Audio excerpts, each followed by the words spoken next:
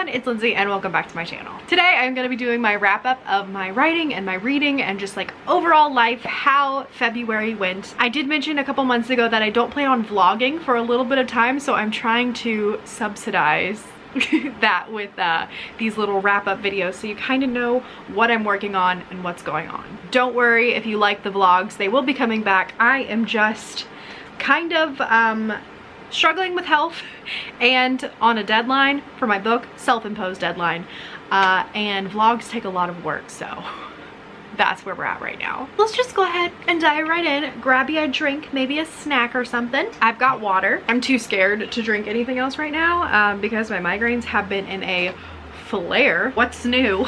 No, but the Ohio weather doesn't know what it wants to do. It was 76 degrees yesterday and tomorrow it's gonna be 15 degrees. So it keeps flip-flopping between high summer and low winter, and my body doesn't know what to do with the change of constant pressure. But besides that, I'm doing okay, especially mentally. I talked in my last month's wrap-up about how I was really struggling with frustration with my body and with my pain, and I thought that that was something that I had worked past, and January let me know, like, hey, this is something you're gonna be working on probably the rest of your life. And I'm happy to say February went a lot better. I did a lot better with understanding and being patient with my body and my cycles of energy and pain and how that kind of like ebbs and flows through my life. I actually got this moonstone ring, which I'll show you a close-up of, but I got this because I wanted something that was going to remind myself that pain and energy levels are a cycle, especially if you're disabled or chronically ill. And I wear it so when I feel myself starting to get frustrated, I can like notice it and be like, you know, the energy will return, your pain will go away, it's just a cycle, you'll survive, it's fine, don't be frustrated, this is just how bodies work. Especially your body. And this practice was definitely put to the test because I only had 7 pain-free days in February, which was hard, but I've had worse. And I will have better in the future as well. So yeah, I'm just reminding myself that this is my life. There's no point in fighting it and just flow with the energy. Speaking of energy, my like physical energy was also very low this month. I started, not a new medication, but I had some of my medication increased on, let's see, it was February 9th is when I started taking it, and it is now March 6th when I'm filming this, and I'm just now feeling like my body is getting used to that level of medication. But for like 3 weeks, I was just dead. Like I had no energy.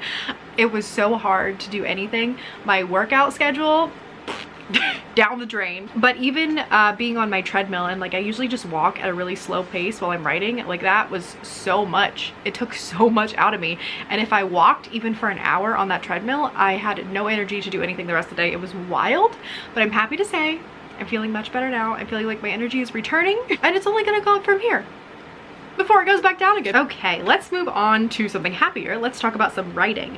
So I finally finished Act 2 of Tobe. I know. Congratulations to me. It took forever, but that's okay. She's a complicated girl. She's a child star, but we love her. And Tobe is gonna be amazing one day. It's just a while off. But I completed 5 chapters, which ended Act 2. And in Act 3, I only have 6 chapters and 1 epilogue. So I'm feeling hopeful that I can finish it by mid-March.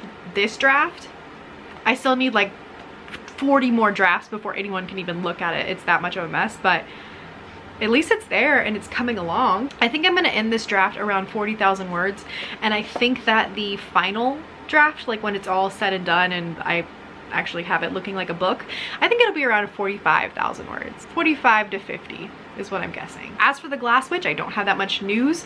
Right now, she is somewhere in the machine that is Scholastic. I'm assuming that she's getting formatted and ready to be printed, maybe? I don't know.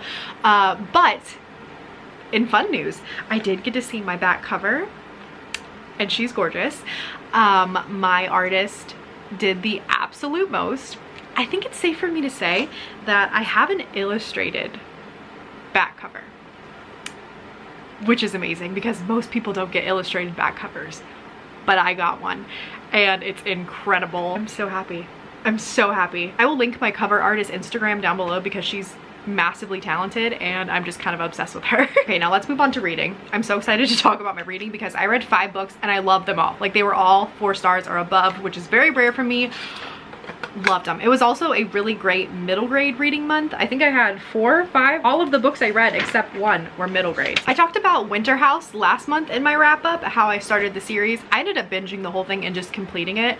It's so good. It's by Ben Gooderson. It is a middle grade cozy mystery set in this big fancy hotel in, like, I don't know, it seems like it's like the Swiss Alps or something, but I think it's like a fantasy world. And the main character just goes around and solves all of these puzzles and riddles all throughout the manor, and it's so fun, it's so intriguing, it's so cozy, like it just feels like a warm hug, and it's now one of my favorite middle grade series ever, and I highly recommend. Next, I read a book that I feel like was perfectly written for me, and that is Castle Hangnail. In this world, haunted manors are inhabited by minions who have to graduate like Minion University and they're assigned a haunted castle to work at, and then the minions in the castle are assigned an evil overlord to rule, and this castle has been in disuse for many years and it is being threatened to be shut down by the magical minion council. And so a little girl who is not an evil overlord decides that she is going to pretend to be an evil overlord and be the ruler of this castle. And it was written, it was for me. It was 100% for me. It is this goofy, dark humor. I laughed out loud so many times. It's so funny, it's so heartwarming, and it's witty. It's very, very witty. I think I read the audiobook in like 4 hours. Some of the best 4 hours of the month were spent on this book. All right, and next, you guys all know that I am obsessed with Natalie Lloyd. I talk nonstop about her Snicker of Magic, which is probably my favorite middle grade of all time. If not, it's definitely like top 2. And with some gift cards that I got for Christmas, I bought like basically all of her backlist, and I decided that this year I'm just gonna read through all of them. And the first one that I picked up was The Key to Extraordinary. And you guys, I can't believe I'm saying this. I'm gonna have to reread to see if this is true, but I think I like this more than Snicker of Magic. Who am I? I will not be able to describe this to you because it's just gonna turn into gushing, but this is like one of the most beautiful things I've ever read in my life. Ever. Like, this is why I read, to have feelings like this. This is why I write, to give people feelings like this. It's escapism and beautiful and heartwarming, and like parts of it are melancholy, but it's not a sad book. This is about a little girl who comes from a line of extraordinary women. They all have some kind of magical ability or super great talent, and our main character Emma finds out that her extraordinary ability is going to be to find this lost treasure that has been missing in her Appalachian town for hundreds of years. This just has a bunch of buzzwords for me. I love anything set in the Appalachian mountains. This has a very complicated family. It has a treasure hunt. It has a disfigured main character. It has a really cute love story between a new girl and her older brother. It's just everything. It's everything. Read it. Also, my life was made because I, on Instagram, I was talking about how this is like my favorite book of the whole year and how it made me cry. And Natalie Lloyd saw it, and Natalie Lloyd reshared it. I'm gonna make her my best friend. I hope she never sees this or I'll be really embarrassed. And then the last book I read this month was Someone We Know. I read this for Books and Lala's Buzzwordathon. It's like every month you get a new prompt of a book that you're supposed to read. And this one was pronouns, so someone we know. This was just like a really fun adult thriller where there's a town of like, you know, privileged upper class white people, and someone has gone missing. There's rumors going around that someone's teenage son is also breaking into houses. Everyone has secrets, everyone knows something about someone, and everyone's keeping a secret from either you or someone else. And it was so fun. It's one of those books that has a ton of POVs, and it actually really worked for this story, I think. And every time that a POV was about to shift, there would be like a sentence or two at the very end of the chapter where a character was like, but I knew this, but I'm not gonna tell you, so you just have to wait till you get back to my chapter.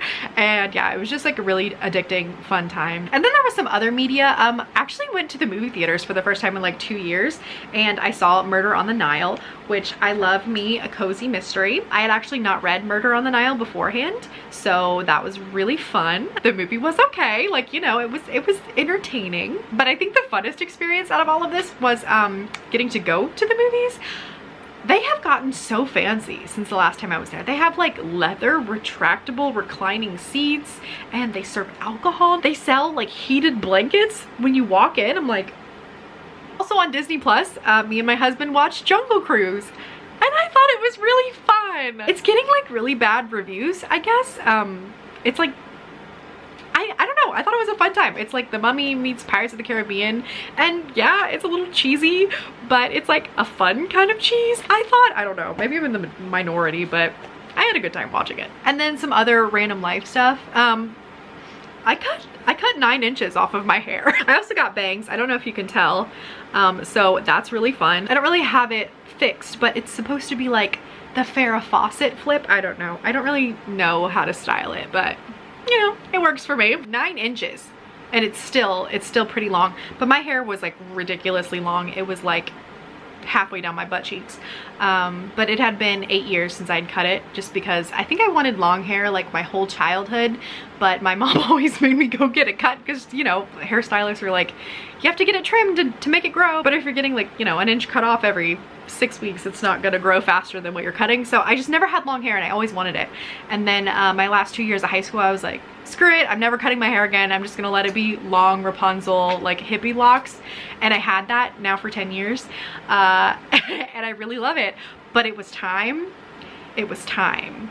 When you sit down on the toilet and your hair goes in the bowl into the water, that's when you know it's time for a haircut. Also, slime is my life now. Like artsy, high quality slime. I'm blaming Lizelle Sandberry for this because she also loves slime and she's the one who got me into it. But it's like, it's so different from what we remember as children. It is like aromatherapy and stress balls combined with just like fun smells. And I don't have anything to say for myself. I just love slime. I buy some every week. It's bad. If you somehow missed it, another highlight of this month is I wrote a rom-com with my husband. I will link that video down below. It was super, super fun. We just had a great time goofing around for Valentine's Day and wrote what was supposed to be a rom-com, but kind of turned into like an action adventure with Nicolas Cage and a goth girl, coming to a bookstore near you in 2023. And last but not least, my Fuggler's got a new wardrobe. I cannot be tamed. I pretty much reverted into a child this month, if you can't tell from the slime and the Fuggler clothes. It's just who I am now. This is, I guess, how I cope with life. And speaking of Fugglers, we have a new member in the family. Her name is Junie B. She is a Yeti. And yes, she was named after the Junie B. Jones series, which was my life, the reason I started reading as a child. And she loves summertime. She loves the wind in her hair, the sun on her face, the sand between her teeth. Anyway, so that was my month of February. It was a good month overall. It was a very short month. I feel like it went by very quickly, which February normally does. But I have high hopes for March, and I have hopefully a lot to be accomplished, including finishing draft 2 of Tobe. Anyways, thank you guys so much for watching. I hope you had a great February. Let me know down below what was the best thing that happened to you in February. Thank you so much for watching. Don't forget to like and subscribe, and I will see you in the next one. Bye.